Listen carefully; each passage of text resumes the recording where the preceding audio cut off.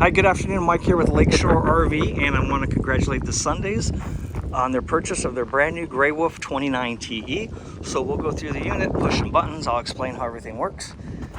All right, you got some front storage here. There's a 30 amp, 30 foot cord that comes with it. Right next to that, there's also a manual crank for the power tongue jack.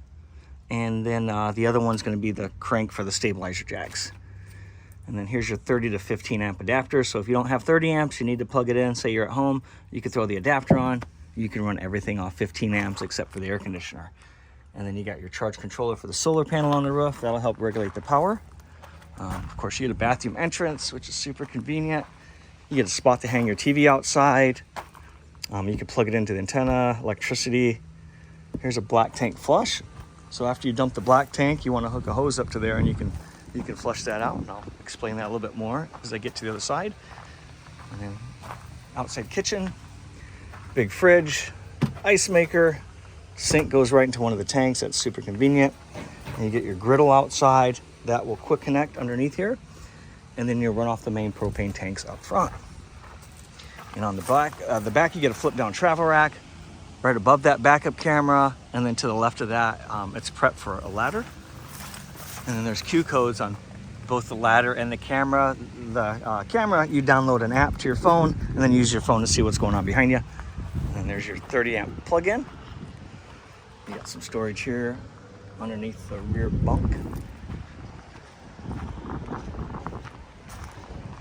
there's sewer hookups here down below. In the front, you got your black with the gate valve on it, and the left here, you got your rear. So what you want to do is hook your hose up, pull the gate valve out, dump the toilet. Once the black water's dumped, you leave that open, hook a hose up to the other side, and that's your black tank flush. You let that run for a few minutes, and it'll clean the system out for you. Just make sure this is open when you're putting water into the black tank.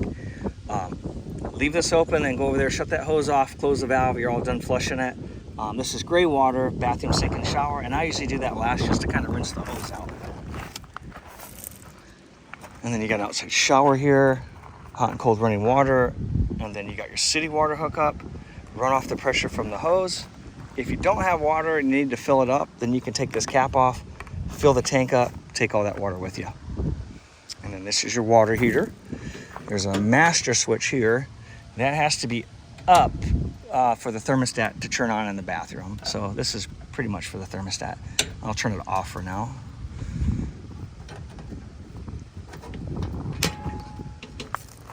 And then propane tanks are full. We got a battery up front for you. Of course, here's your power jack. Here's the manual crank for that guy.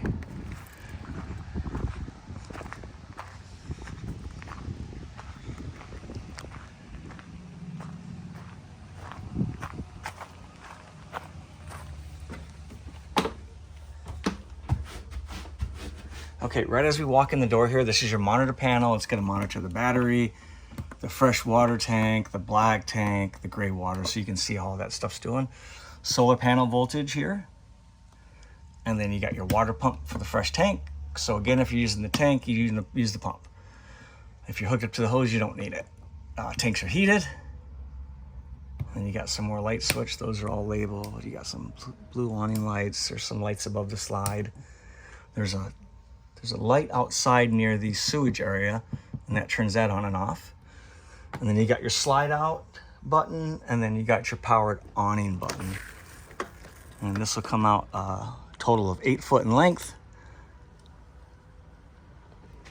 And then you got your radio, download an app. You can use that your phone for the remote.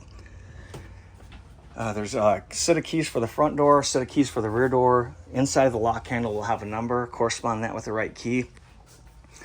Yeah, so there's 2 different keys.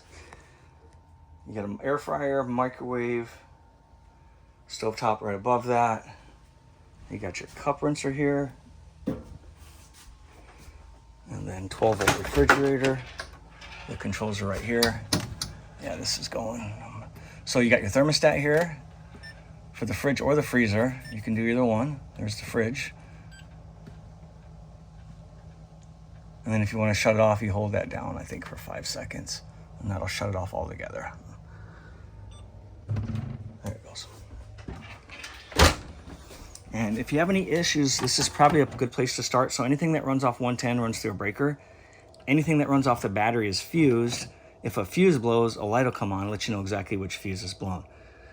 Now, if you're plugged into electricity and your lights are going dead or your slide out's not working, basically the battery's going dead, well, the converter's no longer charging the battery being plugged in, and it'll affect all the battery items. Your air conditioner, your outlet, your microwave, that'll all stay running, but the battery items will be affected. So I probably would carry a couple fuses of each with me, just in case you had something go out. Propane leak detector. So if you get a gas leak, that's going to go off. So what you want to do is obviously shut the bottles off, open the doors up, and air it out. Sometimes it beeps too if the battery's getting low. A spot for a TV. It's got the male backer that goes with it, so you can also bring it outside. Hookups are right above it. You got our king bed in here. There's also an inverter to go with the solar. So if you need to, you need electricity and you're running off battery, just like a truck, you can plug it in there and get some electricity. Storage underneath with baskets. And then if you have to access the water heater or the water pump, anything like that, it's in that panel underneath the bed there. So there's 2 screws you'd want to remove, and then you can access the bypass for the water heater. Also, your water pump's in there with a hose that comes off of it. If I would have thought ahead of time, I would have brought my drill and remove that. But right behind that panel in there is your water pump access for winterizing, and then there's no bypass for the water heater. So once you winterize it, I'll go back outside and show you, but you just bleed the antifreeze through. So one of the easiest campers that we have for winterizing. And you got your bathroom here, big ceiling fan. And if you guys have any questions, of course, please feel free to give me a call. Again, this is Mike with Lakeshore RV. Thank you very much.